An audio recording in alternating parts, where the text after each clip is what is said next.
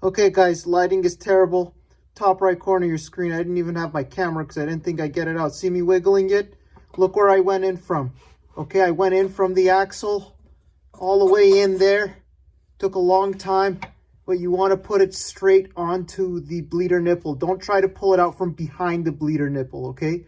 Grab onto it. It's going to take a lot of force one-handed. My right hand, my feet are out over by the passenger well.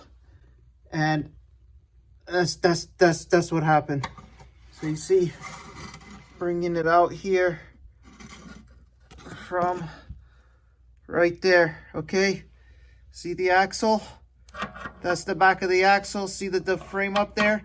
It's very tight, okay? This is the final tool we bought, the 13-inch from Canadian Tire Mastercraft. So I grabbed right onto it. The earlier attempts of grabbing onto the actual back of the behind it to pull it off did not work. And even with this, you have to grip it really hard and pull straight out, okay? It's gonna take real DIY pro touches, but here's some of the things beside it for those of you trying to orient yourselves. But the main thing here, reference point wise, is the axle, okay? I went in from here, and the 45 degree, I was able to grab onto it and finally get it out. Took a while though. So while we're here, this Mastercraft stuff is dual pivot, so I guess it allows you to get more easily into the area without having to open it up as much. I don't know how much that helped in this scenario, but 13-inch handle, I'm telling you, like, you would have to have microscopic hands to get any further in there. So this handle really helps. You could maybe get away with a bit shorter pliers, but this worked for me. So hopefully you watch part 2. Now for the actual cap, you can see that it's cracked and broken. These are usually soft rubber. This is really hardened plastic, I think over heat from all the years. And I couldn't find the other broken piece, so it might have been broken from before or from the force that I grabbed onto it with. Because that's what it looked like when I was looking at it there, okay? And it's missing a chunk out of it there, but this isn't a big deal. I'll probably get a new one from Audi, and we'll see what's going on, if the problem gets solved with this. Because if we do a new clutch, we're pulling everything out anyway, so don't be surprised if it breaks. It's very, very hard, brittle plastic at this point in its life. Now let's remove the rain tray up here, okay? I'm gonna take out that piece of weather stripping. I think that's the only real restrictor here. And my 2x4 thing there. And we'll pop that off. The way you guys are gonna see me bleed it, I'm not sure if everything's gonna work out the first time, but I've had luck bleeding things my way. There's a lot of different ways people say you have to do the brakes and the clutch together. You have to do all the brakes together. I've gotten away with a lot of things, and my pedals are always tight. So you want to watch. If you want to do it a different way, it's your car. Do what you like. So there's the weather stripping. It came out take it out carefully. Obviously don't tear it, okay? And hey, believe it or not, it's an Audi part that doesn't require taking apart, say, the whole windshield wipers and the whole car to get a large piece of plastic out. So you can see the way that I've been hood strutting this has damaged this a bit, deformed it a bit, but it's still not a big deal. It's just some dirt under there, right? We'll clean it up and we'll make sure to put a bit of grease on there so it goes in smooth, and we will clean the inside of the tray where it sits. But this just came right out, okay? No clips, nothing, all right? One of the easier pieces of this car to remove, and obviously this is where the battery tray goes that I have already removed and set to the side. So let's get to our job now. I think I might be blind to a degree because I didn't see this giant yellow cap in front of me and I thought I had to remove that whole piece of plastic. I don't know. I think that just happens to us sometimes as people, but nevertheless, it's easier to work without this, okay? But you don't need to remove that. Okay, so I don't want to repeat things a million times. Watch the whole series, but the brake fluid was flushed properly 2 years ago at a professional Audi shop. So I'm only going to be doing the clutch and we should be fine. Now that we're getting here, what I'm going to do from underneath, again, I can't give you guys filming angles, but the best advice before I try it is the only airspace it has is to be vertical, the wrench. You literally have to get in there blind, throw it on there, and please do not let this be your first brake or clutch fluid bleeding job in your life, because doing it on normal cars is difficult enough when you're a novice. This is a blind affair, so you need to be able to feel how much you're opening the bleeder and closing it and what's going on. Now, the other thing is I have a bunch of those brake bottles that we could put lines on and whatever to collect the fluid and just look at the color. Obviously, we're not going to get it sampled, but this one is way too hard, okay? And I couldn't find any clear line, and putting a tray under there and stuff, I just don't care to do it right now, okay? So what we're going to do is I found one of the cleanest rags that we have, and as the fluid starts coming out, because I'm just going to crack it open, yeah, I'll open the cap so it can vent too, and then we'll see. I'll just try to hold this up against a bleeder and we'll see what color it stains this, because not much is going to come out anyways.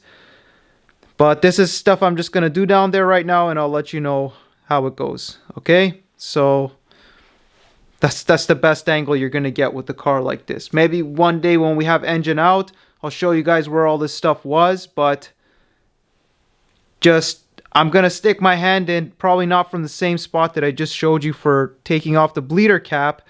I'm going to go in between the axle and the downpipes, and I'm going to feel that 9mm on there. And there's 3 or 4 places you can put your arm in. The only thing that I'd say, regardless of where you go, your feet facing towards the passenger side wheel and your head up there will give your arm and your shoulder the most room, of course, with the wheel removed. Okay, definitely remove the wheel for this job over here so that you can just stick your arm in every hole you can. You can fit it in for different parts of the task until you get it. Okay, I'm not going to tell you to put it in here or there, but for this one, most likely between the downpipes and the axle is going to be what works on this side. So stay tuned.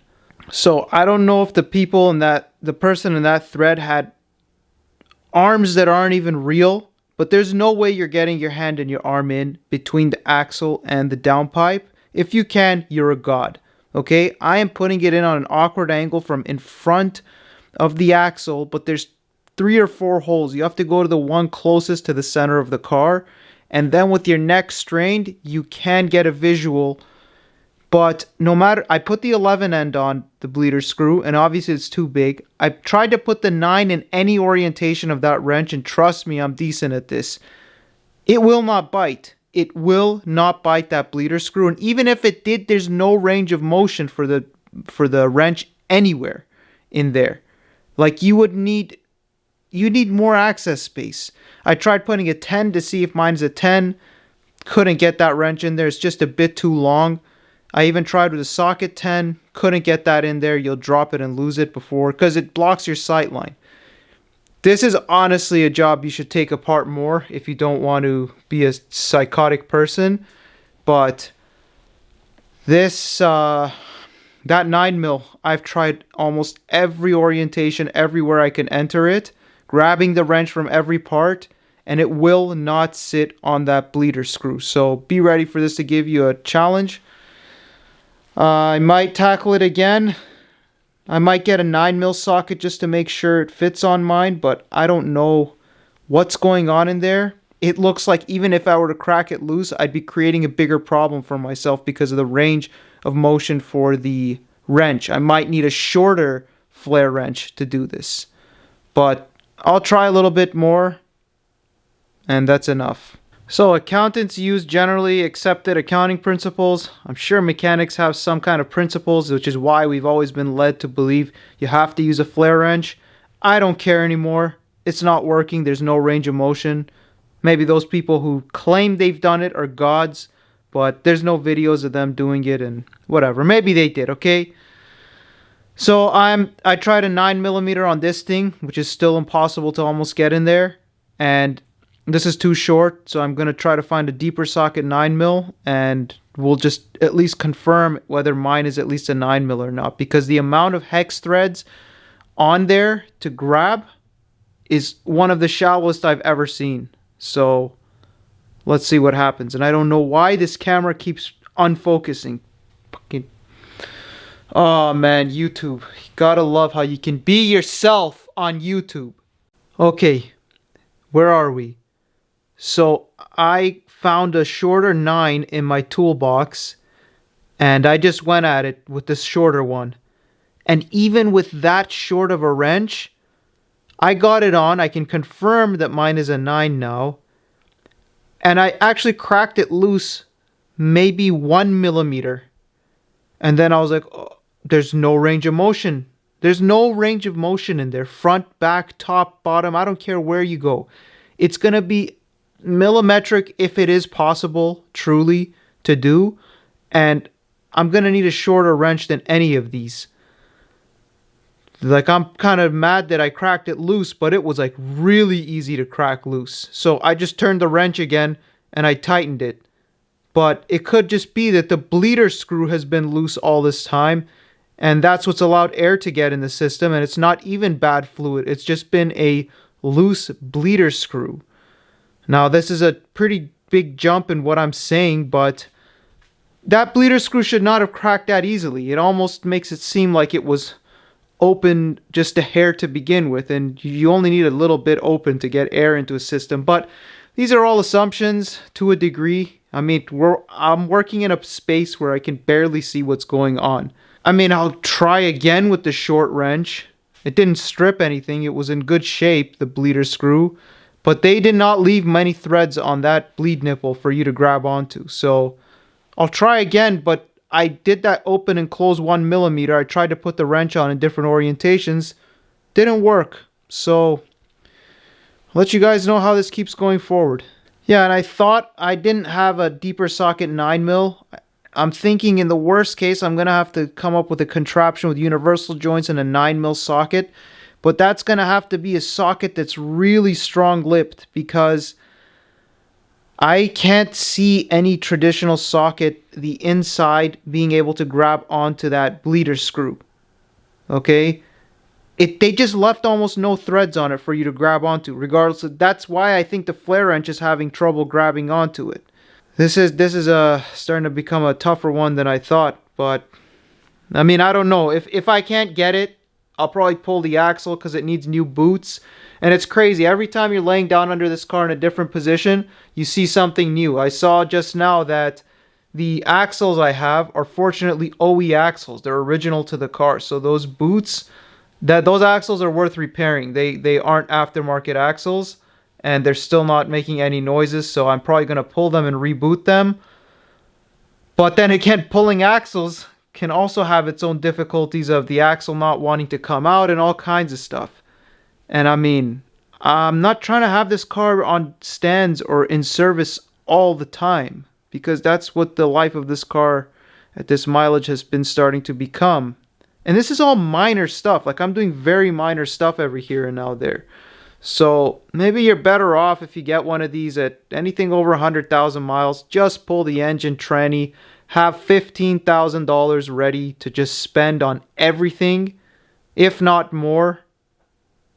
Yeah, 15 G's is pretty good to get one of these back to stock, just engine and tranny wise. Maybe less. I don't know, man. Well, considering labor, right? With the labor, you consider your own labor too, okay? You better have that money in the bank for yourself, even if you're not paying somebody to, you just got to be worth it. You can't work for free for yourself either. Okay, I'm not going to give some kind of stupid economics lesson on crap vehicles that we all own. Every vehicle that's old is crap, okay? Audi fanboys, relax. Please don't unsubscribe. I will go in there a bit more with the 9mm wrench, but just be ready that this might be an abandoner until I get more space in there, say the axle out or something else, because hey, the forum people are great, but there's been many times on forums when people want to sound nice, so they say they were able to do it, but there's no real proof if they did or didn't do it. Maybe they did. I'm sorry to whoever did it in this position, and if you're watching thinking maybe I lack the skills, but whatever. Okay, I'm gonna keep trying. So this is kind of your sight line when you're working. I can't get it to you for shit, because you see where this level sensor, whatever it is, it's up there, way in there, way in there and up. inside of that cavity further up. All right, quick detour before I lose my mind. Look what I just found here. I took off that's the cabin air filter. It's dirty, something I never did, whatever. I found this just living in here, this piece of OE plastic. We'll have to figure out where that's supposed to go. You can see the part number there, so whatever. And I've mentioned that the previous owner put a new AC compressor in it. I mean, I've never seen this before. I don't know where I live of any kind of regulations for this, but somebody put an inspection from 2019 that the leak has been repaired on one of the AC lines, and it looks like some pretty official stuff. But yeah, I'm just showing you guys what I'm finding on this car. But the AC works perfectly and my camera does not focus. Okay, so a little off topic here, but I'm not going to... I mean, it could have been in my garage, but I don't think so. That person before me lived in a farm, and this car was stored for about 5 or 6 years inside of that garage on the farm. So and I found mouse droppings under the rear seat with those eaten up Smarties boxes that you guys have seen from last year in this car. But I just looked more closely at this cabin air filter, and this all looks like paper towel. Like something has chewed up paper towel, a mouse or something, and carried it into here. And then I got the scare of my life, which might explain why but it's only my AC, okay? There's like paper towel all inside that. I think that's a blower motor fan or something. Paper towel all over. Oh my God, I'm gonna reach in there, pull out and see what it is, but that sound... See, I haven't driven this car long enough to tell you, but when I put the heater on, the heater doesn't make any weird sounds. When I put the AC on, it's as if the compressor is loud, but it could just be the blower motor if the heater does the same thing, but I can't tell you guys that right now, okay? But let's pull this stuff out and see what it is, and then maybe I can not badmouth the Nissan's AC compressor, and you guys can possibly use that one if it ends up being a clogged blower motor that has blown a bearing or something. But let me pull some crap out of there and let's see. The crazy part is I flipped over the cabin filter and there's nothing. It's nothing chewed their way through this and carried paper towel in there. So what on earth that is inside there, we'll find out soon. But there's two 10mm bolts. You see one center your screen and one off to the mid center of your screen. I'm just going to use a mini ratchet with 10mm and take that plastic tray off so that we can pick the stuff out, because you can't get through those vents in there. So I got the two nuts off with that contraption there, 10mm. The only thing that came out was the plastic tray. The other piece down there didn't come out, and that looks like one of those things that you'll break if you don't know exactly how it works and how to remove it, because anything I grabbed onto was flimsy or plastic and I'm not going to touch that. So I'm just going to reach in there with the pliers we just got for the clutch job and pull that stuff out, and let's see what it is. Check this stuff, guys, if you haven't already. Okay, I am guessing almost certain that there was a mouse at some point living in here who popped its head somehow under that filter and started going under there after a while. Because, okay, what I'm showing you right now, don't get ahead of myself. So, interestingly, through those fins, I was able to pull out a whole bunch of these pieces of chewed up paper towel, it looks like. There's still a bit more. But as I started looking inside there, look at the center of your screen in there. Way in there, this is where I just pulled this chunk that I showed you out from. So see, there's still some inside that blower motor looking thing there, which is probably a blower motor. But way in there, something has gone underneath that tray and stashed stuff. So I'm going to pull out whatever I can get from under there, whatever is inside of here, and then we'll look at it all based on what it is. Okay, guys, so I think I have a bit of a breakthrough here. This stuff looks like it's really old, okay, from those farm days. but I see on my last pullout from way under there something that looks like dried up mouse droppings in this tuft of paper towel stuff. Okay, so the way Audi designed this car, there's a big home back there, okay, that a lot of stuff can go into. And these guys decided to move into the air and HVAC hole too, you can tell at some point. I'm just pulling more and more stuff out of that corner there. Yeah, see that stuff there? That's almost certainly mouse droppings. Dried up. These things can happen. So I'm keeping the pile separate. This one here is from the inside the blower motor. And the filter, which I haven't touched, we'll just leave that like that. But that one is going to be how much I can pull out with my pliers from the inside of the unibody that I just showed you. Okay, so I switched over to the straight pliers. And I'm just still pulling stuff out for that pile, but maybe you can see it. But when I dropped one of them down, some of the dried up mouse dropping pellets just fell right out of the crap. So almost certainly a mouse colony.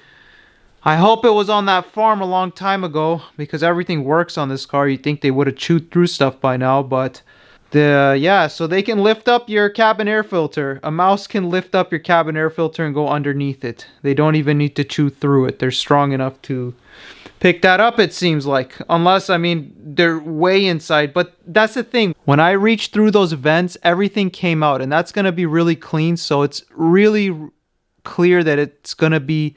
They couldn't have gone past that motor there. That blower motor fan or whatever it is. But see that cavity in there? It's deep. Like, I'm still pulling stuff out. So definitely check this if you guys have an RS4. I don't know if the same exists on the other side, but we're going to look into it. I'm still going to keep pulling more stuff out, and I'll have an update for you. So the detour from my clutch bleeder screw annoyances have turned into quite a thing here. And I think I just found one of the most important pieces to show that there were mice living at some point here, is this Halloween costume looking thing that they chewed out of a piece of paper towel. Nothing else can do that but a mouse. So almost sure that's what it was. That is a serious piece of real estate though. Okay? So definitely check this in your cars. And I don't think we have any wiring damage on this car. Everything works fine. Minor traction control stuff, we're still probably going to sort it out later, but this is not a good look, okay? The way this was designed, that mice are able to get into that giant pocket, and I'm still pulling stuff out of there. So this is where we are, and I reached in as far as I could. I was hoping to find out a dried out mouse body so that we could confirm it, but I started pulling the actual insulation at one point because you don't know what's paper towel and what's the actual insulation material for the car at one point, and I yanked up on that a bit, so I pushed that back in. I'm not sure how nicely it sat back there again, but it's probably already chewed through anyways. So yeah, we'll just clean it up a bit more. I'll pull some more out of this motor thing here. Hopefully this clears up any kind of that AC vibration sound that I have with the Nissan's new air AC compressor. But I think my heater was silent. It was only the AC that made this sound. If not, we might be in for a blower motor bearing. I don't know. Well, let's not get ahead of ourselves, but I just saw that there, and at least it showed us something new about storing these cars. And the older they get, the more they will have been stored at some point. Okay, you might be using it, but the person before you... And the reason, I'll tell you, one reason I think people store these for amounts of time every once in a while is because, like, yeah, it's cool, you know, they drive it like 5-6K, and then they just realize, okay, the parts are stupid expensive, no one knows how to do the labor, and the fuel is really expensive for a lot of people, so they'll just drive something else and look at this for a while. So I know I can be making this up, but these are realistic factors, and you can just see what we found in here. And I don't think any of this crap caused the blower motor to go bad. I mean, while you look at that pile, I can't get my hand in there. That's a different project for a different day, and it's not even bad. Okay, the blower motor's fine. I'm going to stop repeating this crap and waving the camera around. I'll just clean this up and we're going to leave it at that. When it comes to that clutch bleeder screw, I mean, I don't know if mine is different, mine is aftermarket or something, but there's almost no grab on the hex on my bleeder screw. So I'll look into this more tomorrow or another day. And even though I mentioned it a million times, it's not even the fact that there's no grabs on the bleeder screw. It's the range of motion with the wrench in there. But it should be doable, okay? I either have to up my skills or there's something else going on down there that we're going to figure out. And yeah, as of this, the making of this particular video, I'll still say stay away from the Nissan's air compressor, AC compressor, because I've been spinning that motor, air motor inside there, air whatever the F it's called, and the bearing's completely fine, okay? It just had some of this paper towel material inside there. So, yeah, let's see when this car's back on the road and we can test all those functions and I can show you guys the difference in vibration with the Nissan's air AC compressor when it kicks on. And you see, here's the interesting part. The other side of that filter I showed you guys earlier, it's completely bone clean. And also, look at this side of the plastic tray that I pulled from that corner up there. It is also, the foam is in perfect shape. Okay, the foam has not a single bite mark, nothing missing from it. So this almost goes to show that there is a route from underneath that they go into that unibody section there and live inside there, the mice or whatever it is. And then they had found a way to get up and over this plastic tray. Over that, they had lived on top of the filter for a while, but clearly one of them decided, hey, let's pop this up open and sneak under it and take some paper towel into the actual fan that's inside there. So that's as far as mouse investigation I'm going to go on this. Everything works on the car, thank God. Electronics, everything.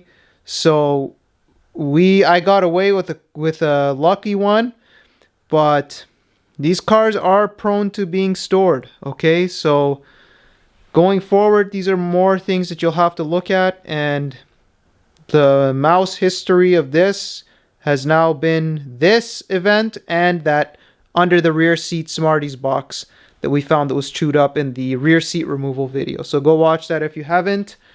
I know I sign off a bunch of times in these videos because I think I'm going to get more done than I really do. But this time, seriously, I'm just going to clean out that filter.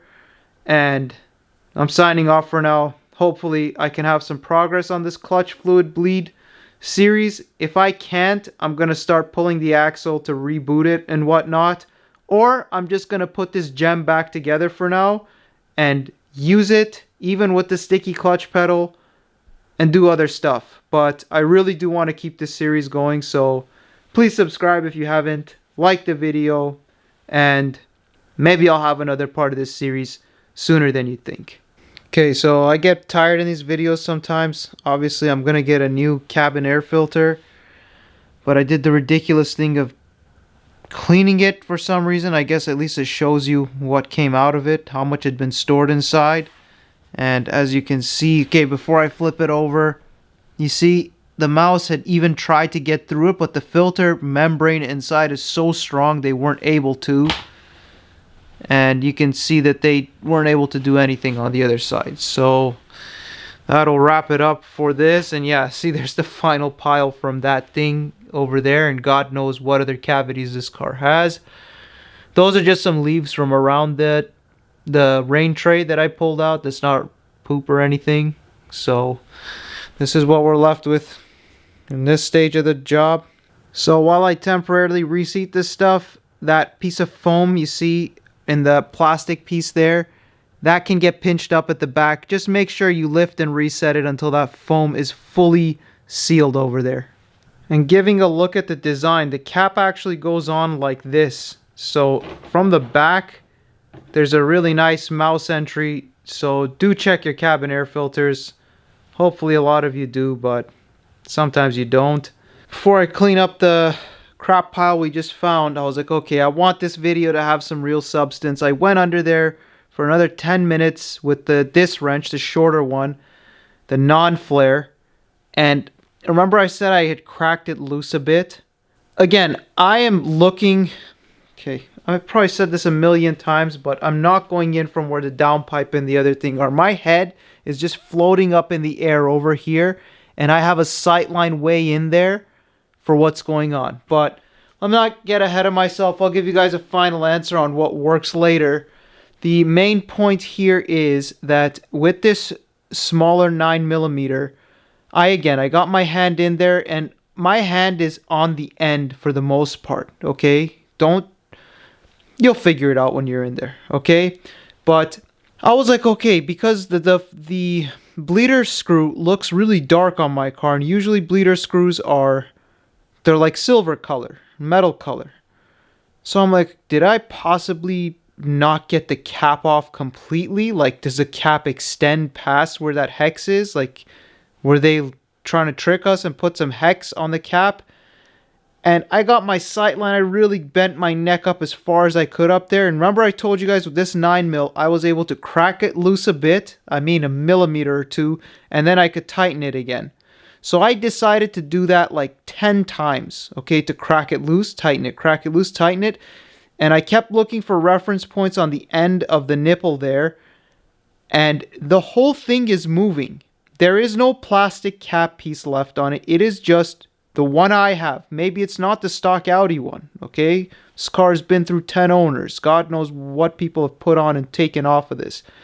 But whatever's going on with this car, I'm able to crack it loose a hair and put it back, and the entire bleed nipple moves, okay? The end all the way to the portion which is round, which is also a different design from what I've seen, into the actual slave or whatever it is, line that it goes into there.